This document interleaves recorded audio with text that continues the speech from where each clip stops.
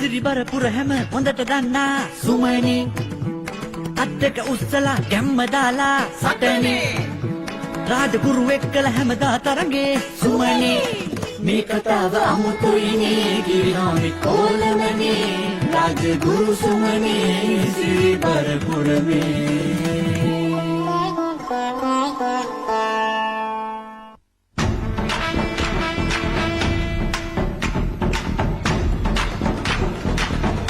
ඔන්න එක උදෑසනක සිරිබරපුරයට මහා විපතක් වෙන්නයි යන්නේ.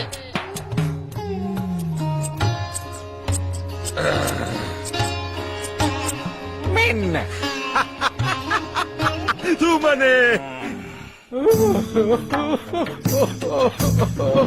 සත්‍ය සුමනේ මංගයි උනේ සේනාපති නාඩා කියනවාකෝ නරක ආරච්චියක් අර උතුරු දේශේ ඉන්න කෝර තිස්සද කවුද කියලා රජෙක් එයා ප්‍රදේශ සීමාව ආක්‍රමණය කරලලු ඒට උඩ අමාරකට දෙලා උගුත වෙල්ල යෝගයල්ලේ මක්කා කෝර තිස්සේ මගේ රට ආක්‍රමණය කරන්න හදනවා ඒවා ඉතින් හදේ තමයි ඇත්තටම රජතුමනි කෝර තිස්ස හිතන් ඉන්නේ යාට තමයි ලෝකේ ඉන්න හොඳම හමුදාව ඉන්නේ කියලා. ඒ කතාව හරි ඔබතුමාම බලන්නකෝ. මේගොල්ලෝ හොඳයි පිස්සා කුටුවේ ඉන්න පිස්සොන්ට ගණන් හදන්න උගන්නන්න. කල්පනා කරලා බැලුවා පිස්සොන්ට මොලේ තියෙන මේගොල්ලන්ට වඩා. ඇයි හදින්නේ පේන්නේ නැද්ද මේ කරන දේවල්? අනික මේගොල්ලෝ හොඳයි රැට නිදා ගන්නකොට ළඟ තියාගන්න. එලි වෙනකම්ම මුර කරයි. පේන්නේ නැද්ද මුර කරන විදිය? මෙන්න මෙයා තමයි හැම බිබික්කමකටම හේතුව. මම මේ තරහකට කියනවා නෙවෙයි. ඔබතුමා ඔය නැට්ට වගේ තියන් ඉන්න සුමනයා. එයා තමයි කවදා හරි ඔබතුමාගේ රජකම නැති කරන්නේ. ඔබතුමා ඔය සත්‍ය සුමනයාව පන්නර දැම්ම නම් එක එක කට්ටිය රට ආක්‍රමණය කරන්න ඉන්නේ නෑ. ඇති ඕක කියනවා බලන්න මගේ පාබල සේනාවේ තත්ත්වය කොහොමයි? පාබල සේනාවද? ඒක තමයි අනේ වල්ලා පාරදිගේ ඒක සමදරා වැටුණා ඉවරයි. ඒගොල්ල පුහුණුයි. එතකොට මගේ හස්ති රාජයෝ හස්ති රාජයෝද?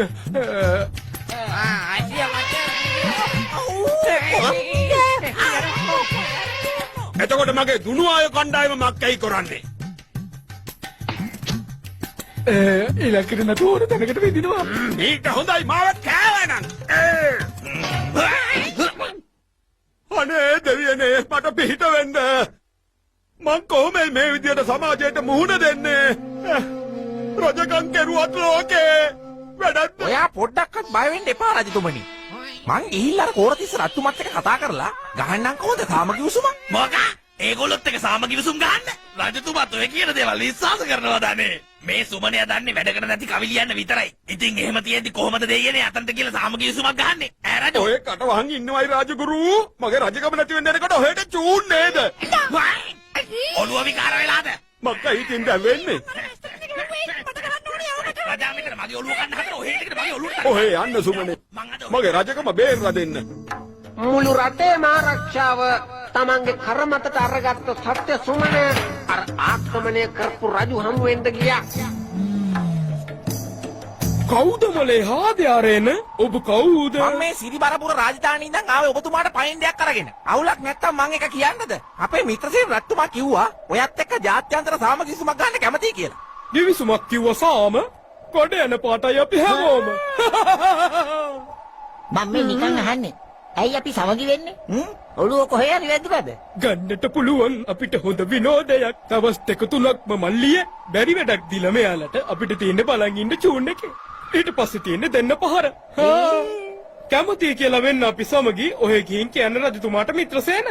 සේනාව සංගවල ගංගබඩ අස්සේ අපේ ඉන්නම අපි ගහගෙන කුඩාරම් කරන්න වෙනවා. හැබැයි කියන දේ මං ඔහෙලට ඔබ දන්නවාද පොත මහ පාටක? මොකෝ මන් නොදන්නේ. ඒක සෑහෙන ටික කතාවක් නේ. ඒකේ තියෙනවා අකුරු ලක්ෂයයි ඡේද 50000යි පිටු 1500ක් විතර. විශිෂ්ටයිනේ ඔබ හරිම අන්දගෙන මෙයාව ගුණාට වැඩක් ගන්න පුළුවන් වෙයි වගේ මට. වැඩේ මේකයි. ලියන්න ඕනේ පොතක් අලුතෙන් වගේ මහ පාටකේ. වාවිය යුතුයි ප්‍රධාන චරිතය වීරයා මමයි. හැබැයි ලියන්නට පොතක් පමණයි දෙන්න එක සතියක්. ප්‍රෞಢත්වය ගැන මාගේ ලියවිය යුතුයි ඒ පුත් රාජයාගේ. වැටහුණිද? ඒකයි වැඩේ මම පවරන. නිසි කල නිසි ලෙස උන් නැත්තම් වැඩේ කුඩු කරනවා කිවිසුම සාම. හැබැයි පුතේ කිවිසුම සාම කුඩු වුණොත් එහෙම තියනවා ගිනි මෙහෙම මාලිගේ. ඇති. යනවා ඔබ දැම්ම. ගේම් මාගේ කියනවා පයින්දේ. හොඳයි නේද කරානම් කඩිනම්. දැන් වෙනවා චුත. සත්‍ය සුමනගේ වැඩේ ගැන මාලිගාවේ කට්ටිය බලාපොරොත්තු තියාගෙන හිටියා. ඒත් රාජගුරුට වෙනම සැලසුමක් තිබුණා. කස්තිය මහගන්න. හෙට අපි රට ඇතැරලා යන්න ඕනේ. ඒ නිසා හැමෝම තම තමන්ට අවශ්‍ය කරන හාල්මැස්සු පරිප්පු සැමන්ටින් වගේ දේවල් ලෑස්ති කරගන්නවා. අනික තමයි ඔහේ දැම්ම ගිහිල්ලා භාණ්ඩාගාරේ තියෙන රත්තරන් ටික මගේ දෝලාවට දාන්න ඕනේ. ඉතින් දැම්ම යන්නකො රත්තරනේ. ටික්පටික්. ඔහේ දැන් කෙලින්ම භාණ්ඩාගාර ළඟට ඇවිදගෙන ගිහිල්ලා මල්ලියෝ මුළු භාණ්ඩාගාරෙම හොඳට සුද්ධ කරලා මගේ දෝලාවට ගෙනල්ලා දාන්න. දැන් ඉතින් යනවා. රාජගුරු ඔහේ හදන්නේ මගේ ප්‍රෙෂර් වැඩි කරන්න. අන්න මගේ සුමනේ. සුමනේ ඇවිල්ලා. රාජගුරු සුමනේ සිරිබර පුර නෑර කිව්වා. හැබැයි රජතුමා නම් ඒකෙන් පැහැදුනේ නැහැ. අයියෝ සුමනේ ඔහේ මක්කයි මේ කොරේ. අපට වසවිලි රජ්ජා සන්තෝෂේ බෑ. මෝඩයා. දැන් ඉතින් මේ රජකම කෝර 30ට දීලා මට සිරිබර පුරෙන් යන්න තමයි වෙන්නේ. මක්කයි කියන්නේ. සුදු කොඩියක්වත් උස්සගෙන ඉස්සරහට යමුද? නැත්තම් ඉතින් අපට කියන්න වෙන්නේ සැනසෙමු දෙන්නම එක තැන එක මිනිවලේ. කට්ටියම ඉක්මන් කරලා ගිහිල්ලා තම තමන්ට අවශ්‍ය හාල්මැස්සෝයි පරිප්පු යන ගන්නවා. යන්න මෙතනින්. මල්ල කරච්චරේ යනවා. ඔච්චර කලබල වෙන්න එපා රත්තුමනි. අපිට ඔය වැඩේ කරන්න සතියක්ම තියෙනවනේ. බය නැතුව මට වැඩේ බාර දෙන්නකෝ. හරි සුමනේ. ඔහේ කියන දෙයක් තමයි. මක්ක හරි කරලා මගේ රජකම ආරක්ෂා කරන්න. හරිය? ඔක්කොම සෙල්ලම් තියෙන්නේ ඔයගේ අතේ තමයි. හොඳේ. රජා ඉතින් මං ගැන දන්නවනේ.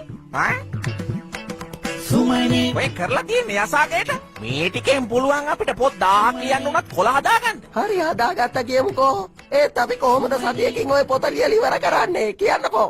ඔය පොතක් ලියනවා කියන්නේ මහ ලොකු දෙයක් නෙමෙයි උන්නේ. මමනේ කරන්නේ. ගඟ අයිනේ ඒ ආක්‍රමණික රජුරෝ කඳවුරු බැඳගෙන ඉන්නවා. එයාගේ බලාපොරොත්තුව නම් මේ රාජධානිය අල්ලගන්නමයි. අන්න ඇවිල්ලා. අර පණවිඩකාරයා. එතන විදිහට ලියා ගන්න බැරි වෙලා වගේ මං කියපු පොත.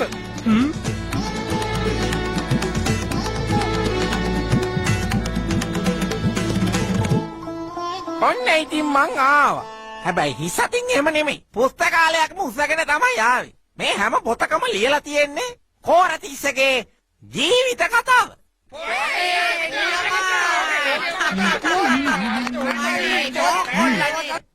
විශ්වාසයක් නෑ ඔය කියන දේ මට. සත 5කට. හරි. සේරටම කලින් කියවුවනම් පළවෙනි පරිච්ඡේදය ඇහෙන්නට මගේ සවනට. අපෝ කියන්න. හැබැයි රජෝ මුද්‍රණ දෝෂෙම තියෙන්න පුළුවන් හොඳේ. මොකද අපේ මුද්‍රණාලයට මේ දවස්වල කරන්ට් එක නෑ. බිල ගෙවන්න බැරි වෙලාලු. අදාළ නෑනේ. මේ කතාවේදී මං ඔබතුමාව ධර්මරාජ කියලා තමයි හැඳින්වුවේ. පොරුවට හරි ඉතින් එහෙම කියන්න එපා නැද්ද? එතකොට තව මේකට ඔබතුමාගේ බිරිඳගේ කතාවක් ඇතුළත් වෙලා තියෙනවා. මා ප්‍රිය බිරිඳගේ බිරිඳගෙන කියපුවම කොල්ලා කියන හිනාව. හැබැයි ඉතින් එයාට මුහුණු පොතේ යාළුවෝ 5 දෙනෙක්ම ඉන්නවලු. මේවා ඉතින් මේ රට්ටු කියන කතානේ.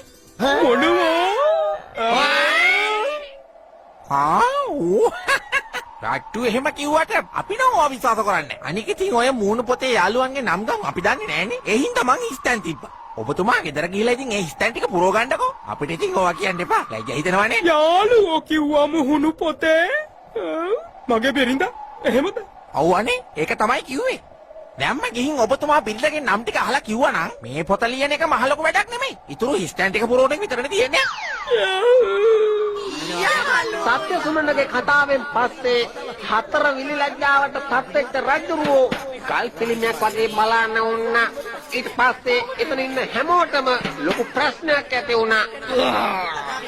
කට දුටුවේ නැත්ද මගේ අත?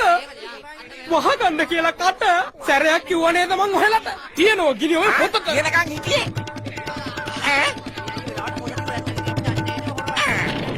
තියුව නේද ගිනි එක්ක මගේ කූඩාරවටම. තමන්ගේ මෝඩ ආඩම්බරකම හින්දා ලැජ්ජාවට පත්වෙච්ච මේ රජුරෝ ආපහු තමන්ගේම රටට ගියා. සත්‍ය සුමන ආපහු මාලිගාවට පිටත් වුණා. හැමෝටම මේ සුභාරංචිය කියන්න. ඔහේ නම් වස්තුවක් සුමනේ. මක්ක හරි කරලා කෝර තිස්සියාව ගෙදර යවුවා නේද? ඈ ඔයගේ මොලේ හොඳයි ජපන් වාහනයකට සැක් කරන්නේ. ඔහෙට කියන්න මට මේ යුද්ධෙට 7-5ක්වත් වියදම් උන්නේ නැහැ. හැබැයි ජනතාව මෙව දන්නේ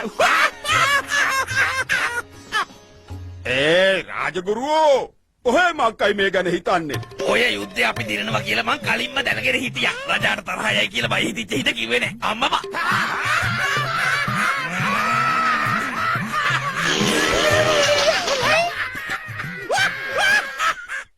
තව එකක් බලන වෙයි. රජගුරු සුමනේ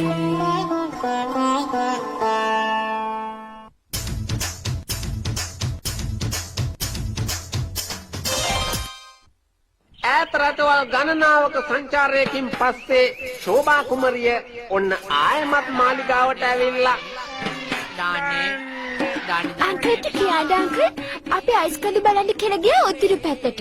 එහෙ ඉන්නවා මෙහෙම බොජ් එක හදාගත්තු ගොච්චිකෝ වගේ. Oh my god යාලා නපුරුයි. බච් මම මෙහි තියෙන ට්‍රැඩිෂනල් ඩාන්ස් එකක් දැම්ම විතරයි. ඇව මාත් එක්ක යාළු වුණා. මක්කා කිව්වා නැටුමකින් යාළු වුණා.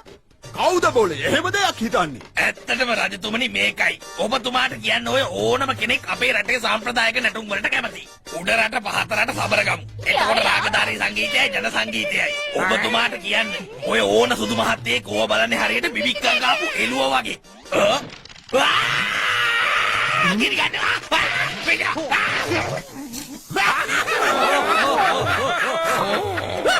මේ තොප්පිය මම රටින් ගෙන්නුවේ.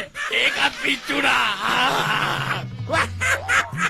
අනේ රාජගුරුවෝ ඔයගේ මෝඩ වැඩ. හරි ඒක අමතක කරමුකෝ. අපට කියනවයි ඔයගේ ඔය ගමනේ විස්තර එහෙම ටිකක්. මුළු ලෝකෙ පුරාම travel කරලා ආවේ මේ අමුතුම රට දැකලා සිරි. බාර පුරායා මේ රජතුමාගේ නම් හිතත් හොඳයි ඒ වගේම හැඩ වැඩ නැතුව නවෙකිනේ.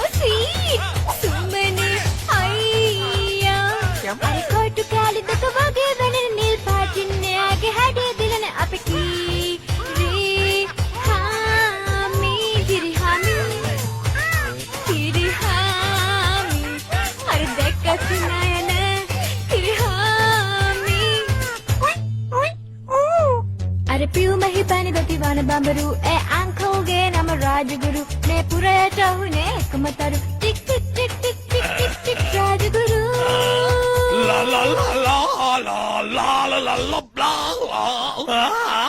ලා ලා ලා ලා ලා La la la la la la la la la la la එන්න අපේ අලුත්ම තරුව හොරවක් නර්තන ශෛලිය හඳුන්වා දුන් අපේ රාජගුරු දෙන්න මල්ලි අපුඩියා දෙන්න කිසිලක නෝ රාජගුරු අංකල් අහම පිච්චු බම්බ වගේ නටට හරියන්නේ නැහැ අයියෝ ඒ බඩ පොඩක් හොල්ලන්නකෝ අයියේ කාපුවත් එල්ලෙනවා එපා අයියෝ මේක ලේසි හලෝ ඕවා සුළු බලන්නක සුමනේ අයියා එයාට ජැක්සන් මයිකල් පරාදයි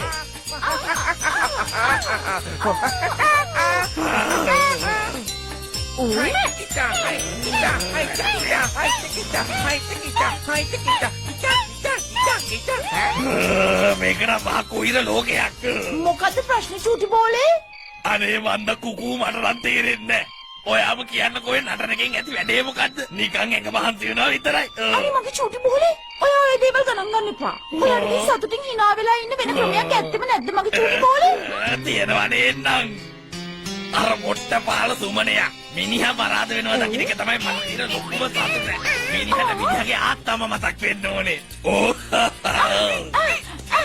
ඒත් පොඩි කුයිලයකට තියෙන්නේ මගේ හිතේ ටික්ම ටික් දුකක් තියෙන එක ඒත් ඉතින් දුක තද කරා මහ මෙර තරම් මට රන් ඉන්න බෑ දෙයනේ දුක හාදු දෙන රැයි දුකම විඳලා මට දැන් ඇති වෙලා මගේ දුක දන්නේ වෙන කවුද ඔයා විතරයි කිරිහාමි මගේ කුකෝ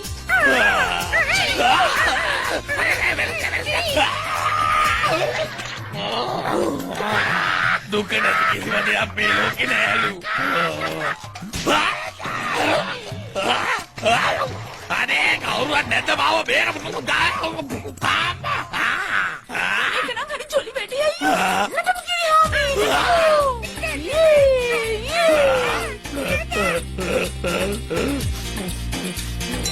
දුක හිතුණා රත්තරනේ.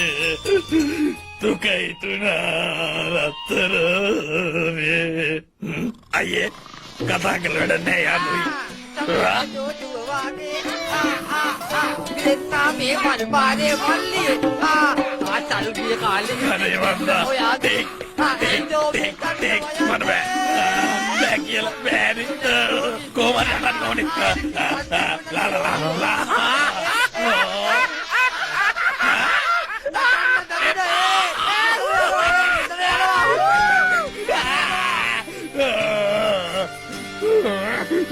පේමන වින්න යන්න.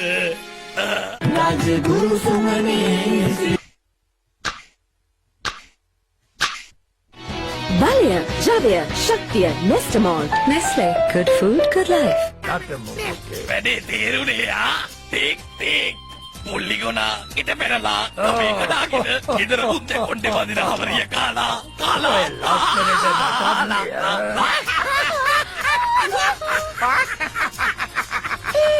කොමගේ චූටි බෝලේ. ඒක තමයි මක්සලයි අපේ රාජගුරුට. ඔන්න රජෝ මං ආවා. DJ මල්ලි. පාළුවේ හිටියා අයියා. ඔව්වනේ. ඔයාගේ කොරවක් නර්තන ශෛලිය දකින්න නැතුව අපි හිටියේ පාළුවෙන් අනේ. එයාගේ නෝනා පල්ලා. කොරවක් නර්තන ශෛලිය විකාර සුමනයෝ කුකුවා ටික් ටික් අපේ රාජගුරුවා නටනවා. එහෙම තමයි.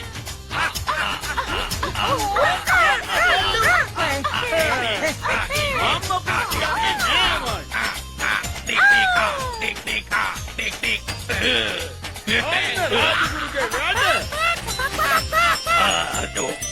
ඕන්න ඕම තමයි ගණදෙවියන්ගේ උදව්වෙන් රාජගුරු මේ සිරිබර පුරේ නර්තනයෙන් සුපිරි තාරකාව බවට පත් උනේ. ඉවරයි අයියා.